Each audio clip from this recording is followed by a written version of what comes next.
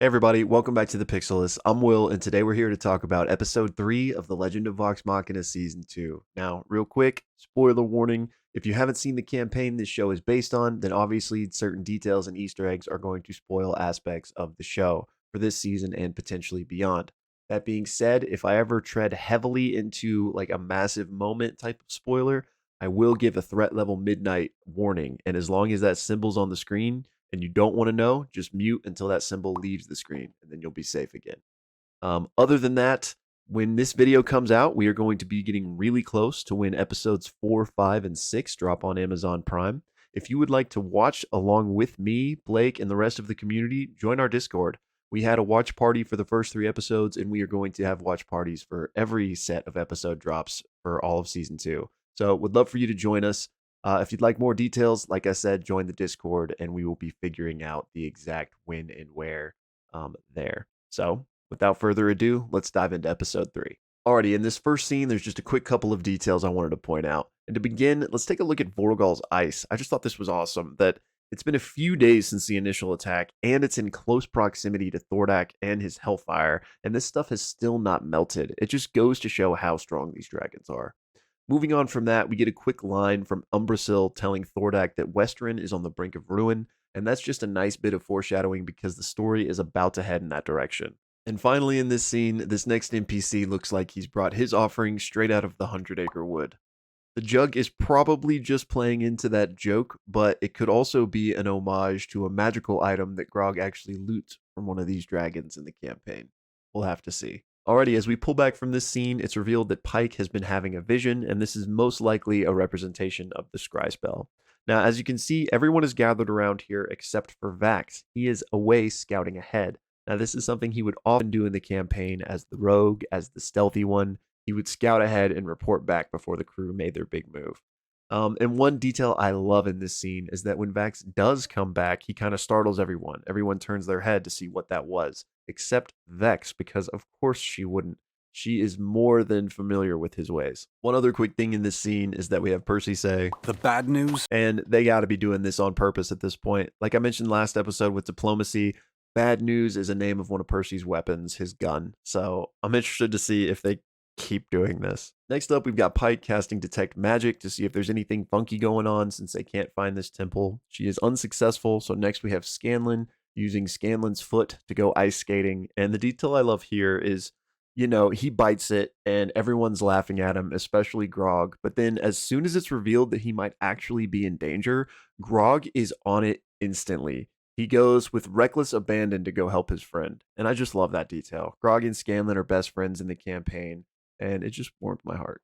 Speaking of best friends, we then have Pike trying to pull Grog out of the ice by his fingers, and unfortunately, she is not strong enough. In the campaign, after Grog gets the Titanstone knuckles, he gives his current bracers to Pike, which then makes her way stronger. So this could be a setup for that. If that does happen in the show, then perhaps later we can see Pike lift Grog. Next up, we have Percy turn to Keyleth and ask if she can't turn into a bird or something to help. Keyleth doesn't understand how turning into a bird would help here, and I couldn't help but think of another moment in Campaign 1, the goldfish incident, where if Keyleth had turned into a bird, things might have gone a bit smoother. All right, before things get too out of hand, enter Zahra and Cash. We have a couple of displays of abilities here. First off, we have Cash using his spiritual weapon in the form of a spear. He also did this last episode. I meant to bring it up, but I forgot, so here we go. And then we have Zahra using telekinesis to lift Scanlan to safety. Now, they claim they're here at the behest of Osisa in order to help Vox Machina, but it seems like that's not actually the case based on what we see later in the episode. It seems as if they honestly just want the vestige of divergence for themselves, for the Slayer's take, because they think it belongs with them and not with these strangers. Now, where all of this gets interesting is Zahra's necklace. This necklace is the very same one that Vex is going to ultimately get and use with Trinket and, maybe some Goliath barbarians. But in the campaign, this necklace was looted from Pervon's tomb, just like the Deathwalker's ward. So either they're changing that for the show, which is entirely possible, or Zahra has already been in the sunken tomb.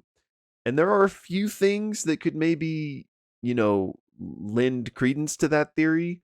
The fact that they get there and basically find the tomb underwater really quickly. They also know to stay back at the start to avoid the traps, and then they kind of ditch Vox Machina once in the middle of the tomb as well. There's also the little cave that Vax goes in when they're in the tomb, and he remarks that this has already been looted. Now, do all of those things mean that absolutely Zahra has been to the tomb before and that's where she got the necklace? No, not at all. But I thought it was interesting food for thought. All right, let me backtrack a bit. I'm picking up on more scorned ex-lover vibes between Vex and Zahra. We've got them kind of one-upping each other on the items, and I'm going to touch more on that in just a second.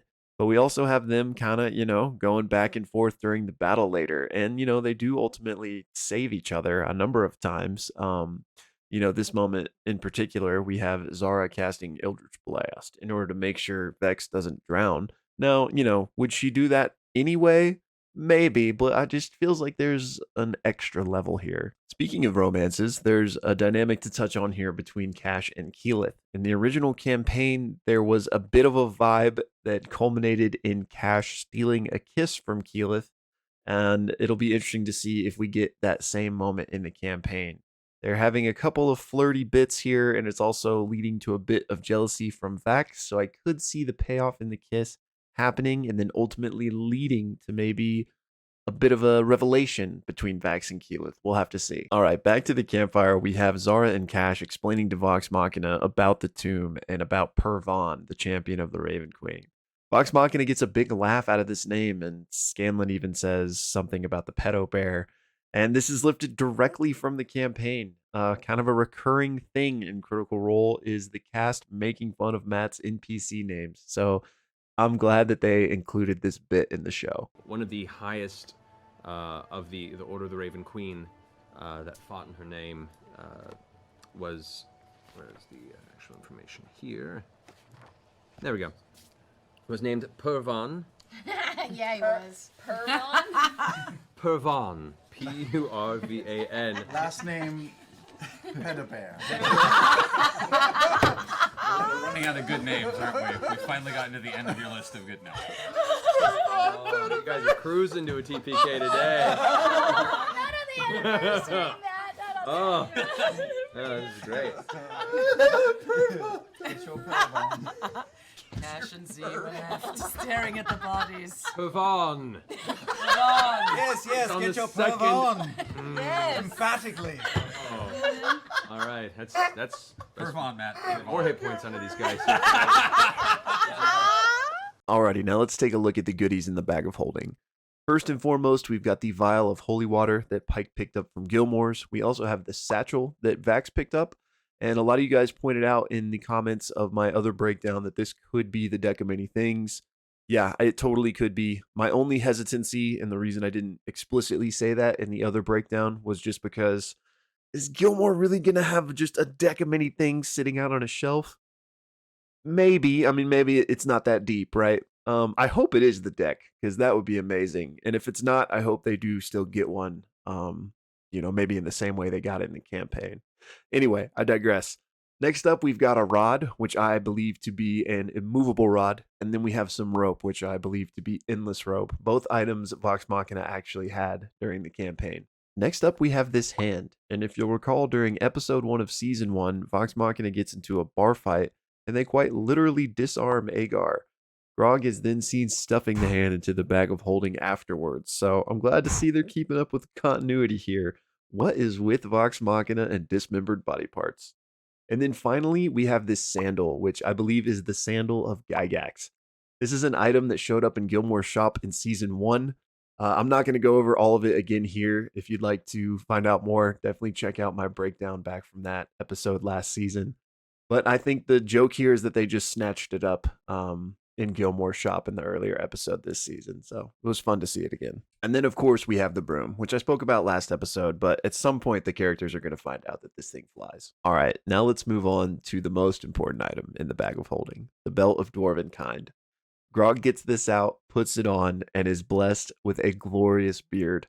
Now, this is a fantastic moment. This happened in the campaign, and the backstory here is Goliaths, which is what Grog is, don't typically grow facial hair. It depends on your canon, but that's how it was in Exandria.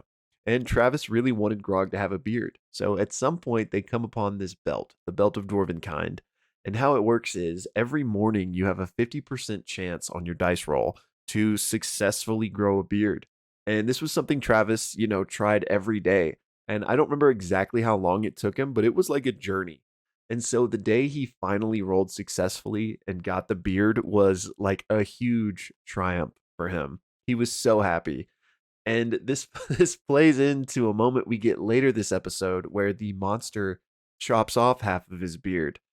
That didn't happen in the campaign, but Vax happened in the campaign. Literally the same day he finally successfully got his beard, Vax shaved half of it off as a prank because he and Grog have like a ongoing prank war across the campaign. I'm gonna include that clip from the campaign because it's amazing and it's worth it.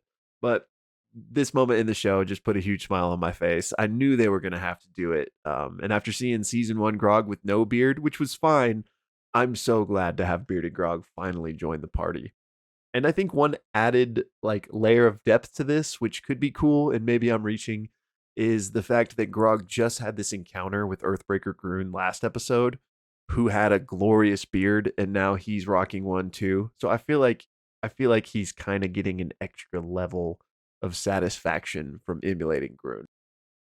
By the end of this week, you have grown what is a rather majestic, full chin beard, matching all over. You were probably the first Goliath to have Does it facial have a hair, let mustache alone too, or is white it- that strong. No, it's a full like we're talking Portland man. One Portland moment, though. man. One Oh moment. no, oh no, oh no.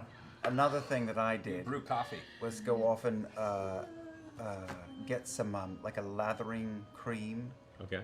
and You're on not. the second to last night after I took Grog out to the tavern, Oh I no. bought him a lot of drinks. You didn't I assume dodge. Don't, you, I didn't shave off his whole beard. don't shave off any of it. Only That's half so of it. Mean. I just became the most No. handsome man in the Right. Do world. not shave his fucking beard off. This much. Make Make a a stealth check. stealth check first. Yes. Make, Oh my god, Make a he's perception check. so You're mad a at terrible you. person. Make a perception check. I have You advantage. just broke a mechanical pencil. Did you? Oh my god! I'm so mad at you. DM. Yeah. I rolled a natural 20. No, you didn't. So All right. I have advantage on stealth checks, and I rolled an 18 and a 20. All right. Natural 20. So sleeping soundly, drunk. You are so mean. Do my not God. hear the approach of Vax. As you pull out your blade and get ready, I want you to go ahead and roll a sleight of hand check. Oh my god. Still gotta do it. After You the got in 20? the You're- room. you're Wow. stealthy. One thing you're not being noticed, it's another to shave someone's face without being noticed. This is Yeah. about stillness of fingers, not just how quiet or stealthy you Oh, I can be. hope you know. I'm using luck. Okay, so I rolled a 21. Roll a perception check, No, you Rob. didn't. Yes, I did. Where's your sleight of hand? Advantage, because this is against your 9 face. plus 12. 21. Because it's against your face. Can you rage? Fuck. I have 3 a day. 13. Ah! 21. All right. Why are you so evil? Why did he trip me making Why me do eat you- shit 2 months ago? Why do you? Oh! It's an As the- appetizer of things to come, my With friend. the sound, the crowing sound Remember of the when distant we hated roosters on the That's outskirts great, and we just made up. the farmlands that surround the outside of Iman, which are relatively close and within earshot. The morning sun rises, cresting And the over the pendulum swings. eastern skyline of Taldore. Grog, you come to consciousness. Stretch, reach up to rub half a beard. Half a beard, Half a beard. like just one side of my face. One side of your face. I say in a low, Do we even guttural have growl. You have no idea it was me. Vax. I didn't have to wake up to know it was you, Make an motherfucker. intelligence check. Make him make an intelligence check. Oh, we all know it was you. I You very I reach down. I find a dark stone. I find a dark stone on the ground, and I go over to the bare side of my face and I draw a very beautiful mustache to complete the other half of it. Alrighty. He is dumb as a post. Why does he know that? Because you're the only fucking idiot stupid enough to do that. Magic is mysterious. Why couldn't you grow half a beard due to magic? He's already No, no. grown Maybe 4 days on a full beard. maybe I don't know. Let's say I assume. However, it is in the morning. Roll for your check. Oh, come on. 8, Nah, 4. no movement. Smooth as a baby's back. Sorry, big guy. So good. Alrighty, next up we get an iconic D&D moment, and that is Vax and Vex staying up to keep first watch. Now, if you'll notice in the background, everyone else is sound asleep, and if you've never played D&D before, you gotta keep watch, otherwise you're gonna get ambushed in the middle of the night. So members of the party usually cycle through different hours so that everyone can still get some sleep. Love the little shout out to that here. Secondly, in this scene, we get the drop of "Do not go far from me." This is a line lifted directly from the campaign, and they just made it so much more heart-wrenching in the show by combining it with flashbacks to ultimately lead up to the end of this episode. What a gut punch, but so well done. I'm going to include the clip of the line from the original campaign, and then I'll see you in a second. I'm helping, and as we do so, I say, I don't know what is going to happen in the following hours. Do not go far from me. If we are out of earshot, you are too far from me. Do not go far from me. Do you think this is what... Do you think this is what Mother saw before she died?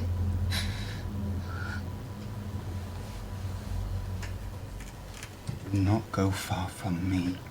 I won't, I swear. Alrighty, next up, let's look at these flashbacks. There's a couple of fun details here. But to begin with, the flashbacks themselves were just awesome. There were no flashback sequences in the original story, so this is new to me and, everyone else that saw the campaign. We're getting some fresh content here. Now, there was a novel called Kith and Kin, released at the end of 2021, that was about the younger twins. But still, there's these scenes and these flashbacks were not covered there, so this is new to everybody. And we just get, a glimpse at their characterization, even at such a young age. We have Vex putting on the tiara, just kind of wanting to feel the way that she thinks she's supposed to, based on how her father is treating them. She wants to feel that nobility. She wants to feel that level of prestige, if you will. And then maybe her father will love her. He won't because he's a douche. But it's interesting to see where these character traits developed. And on that same page, we get to see Vax and why he's so protective. We also get to see him picking a box because we know that Vex and Vax both went different routes of study, and he learned roguish ways, and she learned the ranger ways, which we see a little bit later in the flashback. She has a whole camp set up, which rangers are one with nature and can make a camp in a quick hurry. So just fun details to see. But also, we get Troy Baker playing Sildor, the twins' father. And if you don't know Troy Baker, you probably do, and you just don't realize it. He is one of the behemoths of voice acting.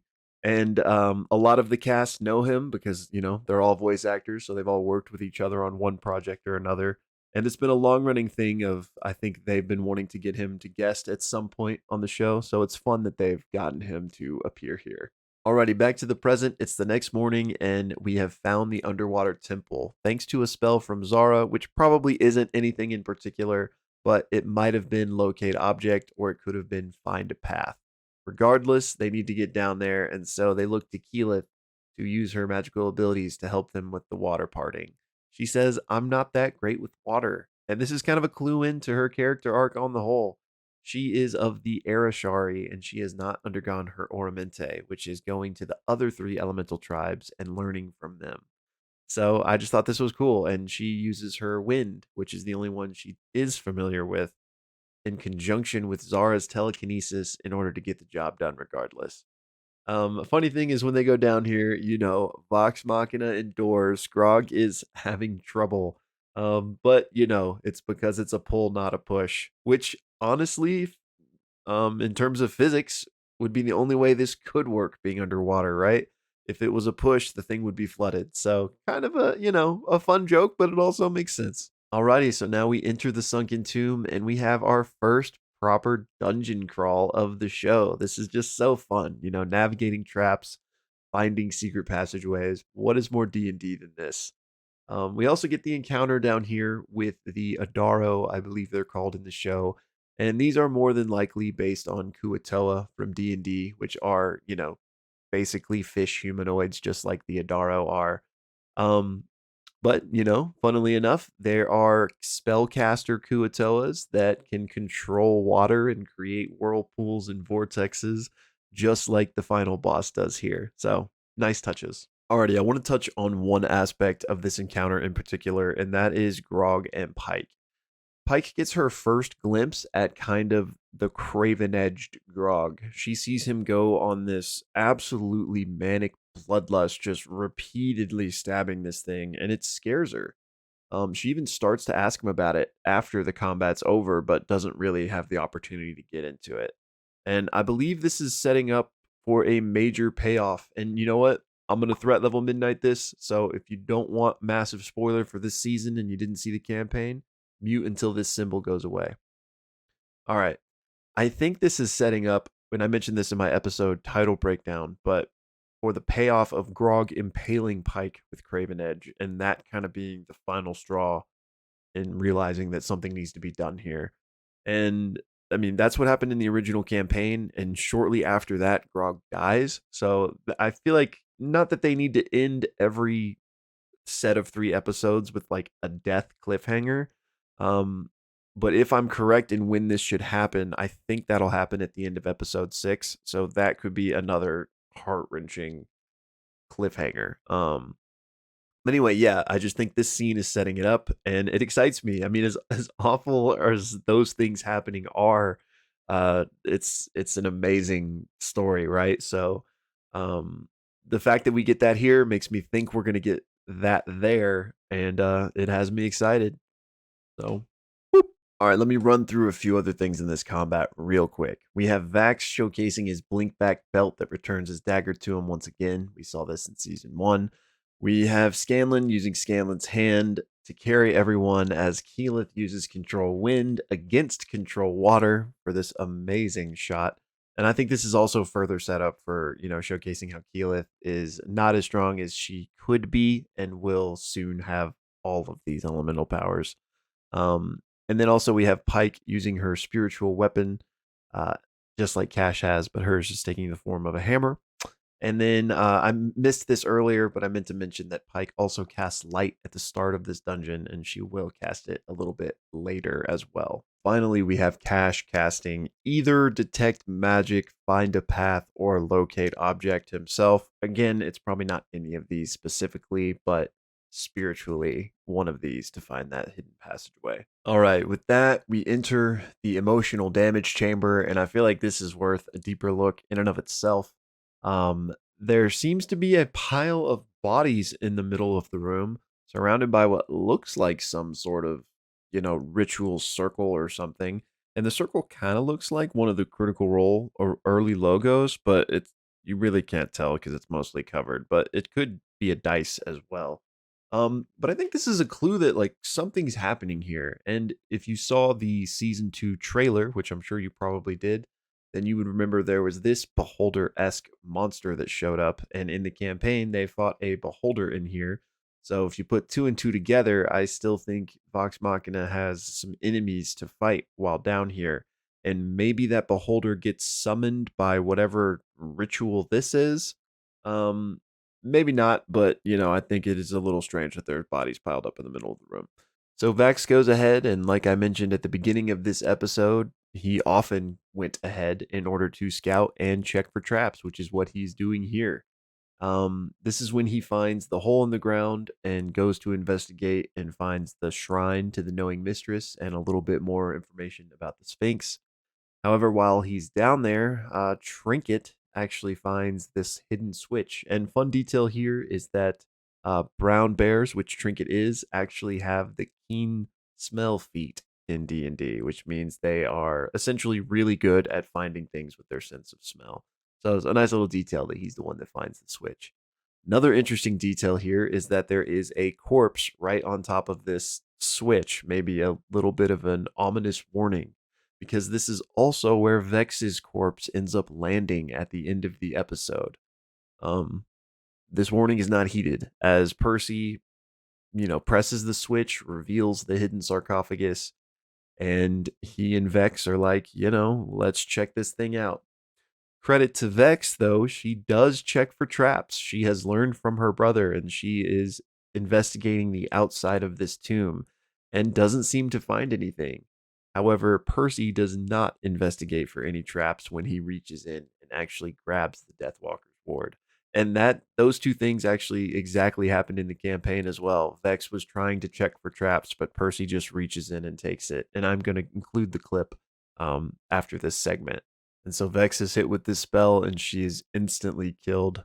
Vax immediately makes his way up, and we get this hauntingly beautiful shot at the end of the episode, framed with the Matron of Ravens hovering above them, which is so nice. I mean, if you know, you know. If you don't, you're going to find out next episode. So I won't say anything more on it now.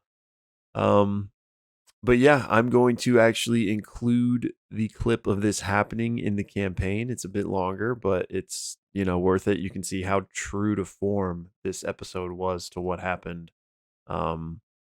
And then I'll see you in a minute. Can we perception check the tomb and see if it's safe to grab shit out of it? Sure, go ahead and make an investigation check. Hey, Vax, you got that rope yet? Thank you. Hold on. Very gently, I'm removing the leather armor. Yeah, I am. Geez, how much you been eating Okay. lately? Whoa! I need Vex, I need Percy, and I need Trinket to all make dexterity saving throws. Oh, snaps. Evil shit. Sorry. Oh, 1. 1. For Dead. me, Why do you roll that big? Instant I death. rolled well on it before. Why are you rolling twice? You wanted to use one of my Trinket. re-roll every saving throw. 6 for Trinket. This is a good night, you guys. No. Good time.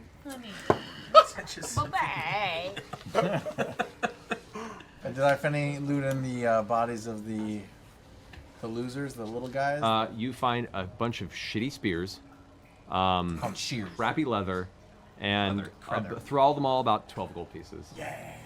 Can almost buy a book. 18 total. So 21. you manage, as you reach out and grab for the armor, as your fingers touch it, there's this vibration, and it seems like the nearby shadows in the corners seem to reach up towards your hands. You pull back in time, but you and Trinket notice a little too late as there's a burst of death, a burst of death energy that just bursts out for a 10-foot radius around the entire sarcophagus. You avoid it. Both you and Trinket Are dead. suffer 56 points of necrotic damage. I'm unconscious. Does that bring you below 0? Yeah. Vex's body falls and hits the stonework, and you look over as you see her eyes stare up, the last bit of air escaping from her lungs as the life drips out of her form. Oh shit. What's going on? Running over. What? Running over, pouring a healing potion in her mouth instantly. As quickly as possible. I can revive her too. Cash, do something. The healing potion has no effect, and as you go to her, you can already feel the clutch to her skin. Her body is instantly cold from the necrotic blast. Kashaw! You glance over at Ow. the sudden, intense energy of the room and see your sister lying cold and lifeless on the ground, being cradled by Zahra. What the fuck happened? Cash, cash, cash. I can raise the dead. Wait, run over. Ray, that's different. I can revivify or I can raise the dead. Revivify. Well, Let's do it. I'm already running over. I'm picking her up. What Such a creature's what died within the happened? last What minute. happened? I was only down there for One 30 hit point. seconds. do you have it prepared? Meaning, what do you mean? Do you have it prepared as one of your prepared spells? I believe so, yeah. Check your list to see if it has a little dot I'm next pouring to a healing potion in her mouth. I'm pouring a greater potion in her mouth. it. Okay. No effect. The fuck? Okay, I'm actually going to cut that off there because it's getting into territory that the show hasn't covered yet. But we will finish the rest of that clip in the next breakdown. I know you were worried about it since there's nowhere else for you to see the end of that clip. Don't worry, next breakdown. And y'all, that's actually going to do it for me this episode. I really appreciate it if you've made it this far in the video. I've actually been up literally all night finishing this. We are in the middle of a snowstorm here. and our power went out several times. And the first time that it happened, I obviously wasn't expecting it, and lost most of my work on this breakdown. So I knew, you know, the new episodes are about to come out, so I said, screw it. I just stayed up all night to redo the work, get it finished, and here we are. And I say all of that not for your pity, but for your YouTube subscription. So, you know, I appreciate it. We've been getting more love on these videos than this channel has ever gotten. So, from the bottom of my heart, thank you for all of it. And I think I already mentioned the watch party, so I'm not going to mention it again. Sorry, sleepy brain. But yeah, thanks, guys. And oh, I'm going to give you one more clip to end this video on. It's a gut punch. I got one. What did you got? I didn't put it on the list. No, you didn't. But it's a present for Liam O'Brien. I didn't get to give him his birthday present last week, and now I do get to. Yeah. Twin birthday present. Remembered it was your birthday. Oh my goodness. I Okay, wrapped open it it, come all on. pretty. Open it up. Okay, we do thank you in You're advance welcome. and afterwards as well. Open it. Okay. Open it up. Open it up. We'll edit this part out, right? Yeah, I just meant the unwrapping. It's a not the ring present. box. Please be a turd. It's just a pile of Proposing. blue poop. Wow. Oh my god. Did you see it? Not big enough. It's a. Oh man, that's beautiful. What is it? It's a ring and it's got raven feathers on and a little black little gem, stone? and on the inside it says "Do not go far from me." Oh, wow, twinsies. Thank you. You're welcome. I don't know if it'll fit you, but Happy you know, birthday. happy Crying birthday and all that. No, not my